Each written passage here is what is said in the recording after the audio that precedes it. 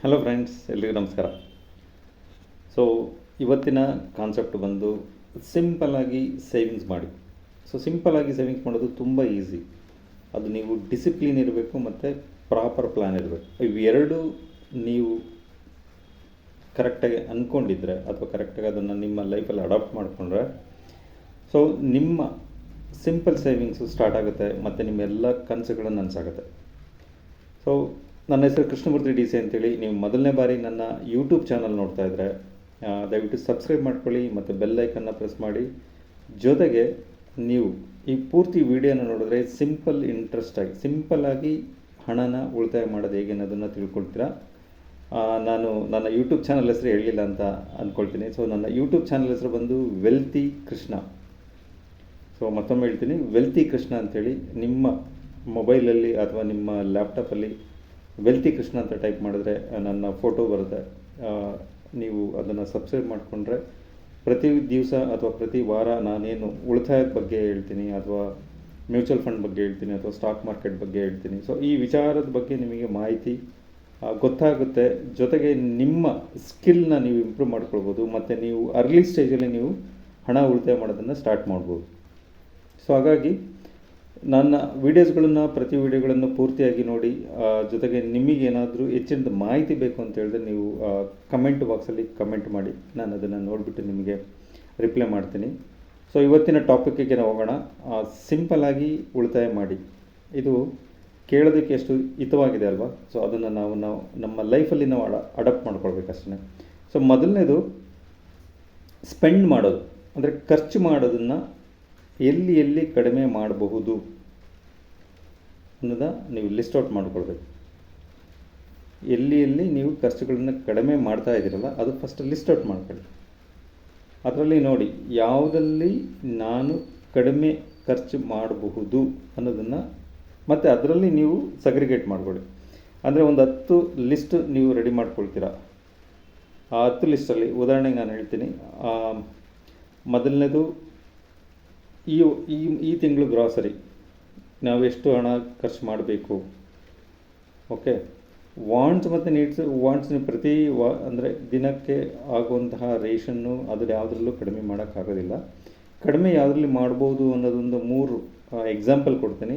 ಅದನ್ನು ನೀವು ಆಧಾರ ಇಟ್ಕೊಂಡು ನೀವೇನು 10 ಲಿಸ್ಟ್ ಮಾಡ್ತೀರ, 10 ಲಿಸ್ಟಲ್ಲಿ ಯಾವುದನ್ನು ನೀವು ಮುಂದಕ್ಕೆ ಹಾಕ್ಬೋದು ಅಥವಾ ಸ್ಟಾಪೇ ಮಾಡ್ಬೋದು ಅನ್ನೋದನ್ನು ನೀವು ಯೋಚನೆ ಮಾಡಬೇಕಾಗತ್ತೆ. ಸೊ ಮೊದಲನೇದು, ಇತ್ತೀಚಿನ ದಿನಗಳಲ್ಲಿ ಸಾಮಾನ್ಯವಾಗಿ ವೆದರ್ ನಾವು ಕೆಲಸಕ್ಕೆ ಹೋಗದೇ ಇರಲಿ, ಮೊಬೈಲ್ ಅನ್ನೋದು ಸರ್ವೇ ಸಾಮಾನ್ಯ ಎಲ್ಲರ ಮನೆಯಲ್ಲೂ ಇರುತ್ತೆ. ಸೊ ಮುಂಚೆ ಅಂದರೆ ಕಳೆದ ಒಂದು 10 ವರ್ಷ ಅಥವಾ 12 ವರ್ಷ ನೋಡೋದಾದರೆ ಅಥವಾ ಒಂದು 15 ವರ್ಷದ ಹಿಂದೆ ನೋಡೋದಾದರೆ ಇಡೀ ಮನೆಗೆ ಒಂದು ಲ್ಯಾಂಡ್ಲೈನ್ ಫೋನ್ ಇರ್ತಾಯಿತ್ತು. ಸೊ ಯಾರೇ ಏನೇ ಹೊರಗಡೆಯಿಂದ ಕಾಲ್ ಬಂದರೆ ಎಲ್ಲರೂ ಫ್ಯಾಮಿಲಿ ಪೂರ್ತಿಯಾಗಿ ಕೂತ್ಕೊಂಡು ಮಾತಾಡ್ತಾಯಿದ್ರು. ಸೊ ಈಗೇನಾಗಿದೆ, ಇತ್ತೀಚಿನ ದಿನಗಳಲ್ಲಿ ನಾನು ಆವಾಗಲೇ ಹೇಳ್ದಂಗೆ ಕೆಲಸ ಇಲ್ಲದೇ ಇರಲಿ ಎಲ್ರಿಗೂ ಒಂದು ಮೊಬೈಲ್ ಬೇಕು. ಸೊ ಮೊಬೈಲ್ ತೊಗೊಂಡಿದ್ದ ತಕ್ಷಣಕ್ಕೆ ಆ ಕೆಲಸ ಮುಗ್ದೋಗೋದಿಲ್ಲ. ಸೊ ಅದಕ್ಕೆ ಬ್ಲೂಟೂತ್ ಬೇಕು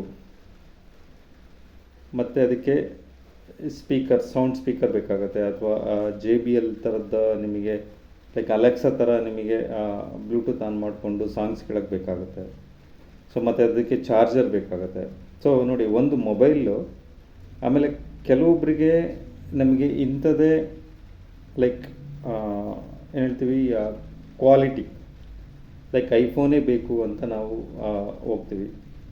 ಕೆಲವೊಬ್ಬರಿಗೆ ಅದು ಐಫೋನ್ ಅವಶ್ಯಕತೆ ಇರಲ್ಲ, ಅವರು ಬರೀ ಕಾಲ್ ಅಷ್ಟೇ ಯೂಸ್ ಮಾಡೋದಕ್ಕೆ ಉಪಯೋಗಿಸ್ತಾ ಇರ್ತಾರೆ, ಬಟ್ ಐಫೋನ್ ಬೇಕು ಅಂತ ಹೇಳ್ತಾರೆ. ಸೊ ಈ ಥರದನ್ನು ನಾವು ಅವಾಯ್ಡ್ ಮಾಡಿದ್ರೆ, ಅಂದರೆ 50,000 60,000 ಅಥವಾ 1 ಲಕ್ಷ ತನಕ ಇನ್ವೆಸ್ಟ್ ಮಾಡೋ ಬದಲು ಮೊಬೈಲ್ಗಳಿಗೆ ನಿಮಗೆ ನಿಮ್ಮ ರೇಂಜಿಗೆ ಅಥವಾ ನಿಮಗೆ ಎಷ್ಟು ಬೇಕು ಆ ಅವಶ್ಯಕತೆಗೆ, ಬರೀ ನನಗೆ ಕಾಲ್ ಅಷ್ಟೇ ಯೂಸ್ ಮಾಡ್ತಾ ಇದ್ದೀನಿ ಅಂತ ಹೇಳಿದ್ರೆ ಒಂದು 10,000 ರಿಂದ 12,000ಕ್ಕೆ ತುಂಬ ಒಳ್ಳೆಯ ಫೋನ್ ಸಿಗುತ್ತೆ. ಸೊ ಆ ಥರದ್ದು ನೋಡಿ ತೊಗೊಂಡ್ರೆ ನಿಮಗೆ ಅಂದರೆ 90,000 80,000 ಇನ್ವೆಸ್ಟ್ ಮಾಡೋ ಬದಲು 10,000 ರಿಂದ 15,000 ರೂಪಾಯಿ ಒಳಗಡೆ ಇನ್ವೆಸ್ಟ್ಮೆಂಟ್ ಮಾಡಿದರೆ ಸೊ ನಿಮಗೆ ಮೊಬೈಲಲ್ಲಿ ನೀವು ಸಾಂಗ್ಸು ಕೇಳ್ಬೋದು, ಚೆನ್ನಾಗಿ ಮಾತಾಡ್ಬೋದು ಮತ್ತು ಫೋಟೋಸು ಕೂಡ ಚೆನ್ನಾಗಿ ಬರುತ್ತೆ. ಸೊ ಅಪಾರ್ಟ್ ಫ್ರಮ್ ಇದು ಬಿಟ್ಟು ನನಗೆ ಐಫೋನೇ ಬೇಕು, 90,000 80,000 1 ಲಕ್ಷದೇ ಬೇಕು ಅಂತಂದರೆ ನಿಮ್ಮ ಅವಶ್ಯಕತೆ ಅನುಗುಣವಾಗಿ ಇದೆಯಾ ನೋಡಿಕೊಂಡು ನೀವು ಪ್ಲ್ಯಾನ್ ಮಾಡ್ಕೊಳ್ಳಿ.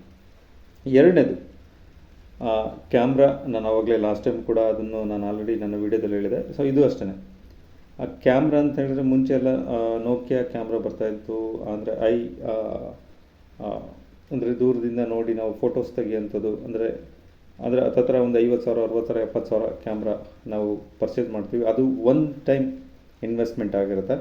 ಬಟ್ ಆದರೆ ಅದನ್ನು ಯೂಸ್ ಮಾಡೋದು ತುಂಬಾ ಕಡಿಮೆ ಇರುತ್ತೆ, ತುಂಬಾ ಕಡಿಮೆ. ನಾವು ಒನ್ಸ್ ಇನ್ ಎ ಇಯರ್ ಎಲ್ಲಾದರೂ ಟ್ರಿಪ್ ಹೋದಾಗ ಮಾತ್ರ ಅದನ್ನು ಯೂಸೇಜ್ ಮಾಡ್ತೀವಿ. ಅದರ್ವೈಸ್ ಒಂದು ಲಾಕರಲ್ಲಿ ಹಾಕಿ ಇಟ್ಬಿಡ್ತೀವಿ. ಸೊ ಆ ಥರದನ್ನು ನೀವು ಬಾಡಿಗೆ ತೊಗೊಂಡು ಹೋದರೆ ಅದಕ್ಕೆ ಖರ್ಚು ಮಾಡೋವಂಥ 40,000 ಅಥವಾ 50,000 ಅಥವಾ 1,00,000ದವರೆಗೆ ಏನೆಲ್ಲ ಸ್ಪೆಂಡ್ ಮಾಡ್ತೀರಿ ಅದು ಕೂಡ ಅವಾಯ್ಡ್ ಮಾಡಬಹುದು.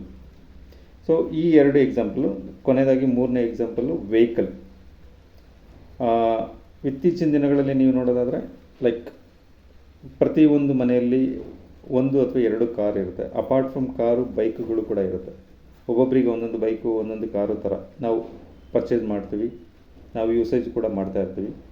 ಬಟ್ ನಾನು ಹೇಳೋದು ಏನಂತಂದರೆ, ತುಂಬ ಅಂದರೆ ಅವಶ್ಯಕತೆ ಇಲ್ಲ ಅಥವಾ ಒನ್ಸ್ ಇನ್ ಎ ಮಂತ್ ನಾವು ಯೂಸ್ ಮಾಡ್ತೀವಿ ಅಥವಾ once in a quarter use ಮಾಡ್ತಾ ಇದ್ದೀವಿ ಕಾರ್ ಅಂತ ಹೇಳಿದ್ರೆ, instead of white board car ತಗೊಳ್ಳೋ ಬದಲಾಗಿ ಯೆಲ್ಲೋ ಬೋರ್ಡ್ ಕಾರನ್ನು ತಗೊಂಡ್ರೆ ಅದೇನಾಗುತ್ತೆ, ನಿಮಗೆ ಯಾವಾಗ ಬೇಕಾದನ್ನು ಯೂಸೇಜ್ ಮಾಡ್ಬೋದು. ಅಥವಾ ನಿಮಗೆ ಯಾವಾಗ ಬೇಕಿಲ್ಲ ಅಂತ ಅನಿಸುತ್ತೆ ಆವಾಗ ಅದನ್ನು ಬಾಡಿಗೆ ಕೊಟ್ಟು ಕೂಡ ಅದರಲ್ಲಿ ಕೂಡ ನೀವು ಹಣನ ಅರ್ನ್ ಮಾಡ್ಬೋದು. ಸೊ ಇದರಿಂದ ಏನಾಗುತ್ತೆ ಅಂತ ಹೇಳಿದ್ರೆ, ನೀವು ಇನ್ವೆಸ್ಟ್ ಮಾಡೋಂಥ ಹಣ ಅಥವಾ ನಿಮಗೆ ಅದರಿಂದ ಬರೋಂಥ ಆದಾಯ ಹೆಚ್ಚಾಗ್ತಾ ಹೋಗುತ್ತೆ. ಇನ್ವೆಸ್ಟ್ಮೆಂಟು ಅದು ಕೂಡ ನಿಮಗೆ ಯಾವುದೇ ಥರ ಲಾಸ್ ಆಗೋದಿಲ್ಲ. ಬಿಕಾಸ್ ಯಾಕೆ ಅಂತ ಹೇಳಿದ್ರೆ ಆ ಕಾರಿಂದ ನಿಮಗೆ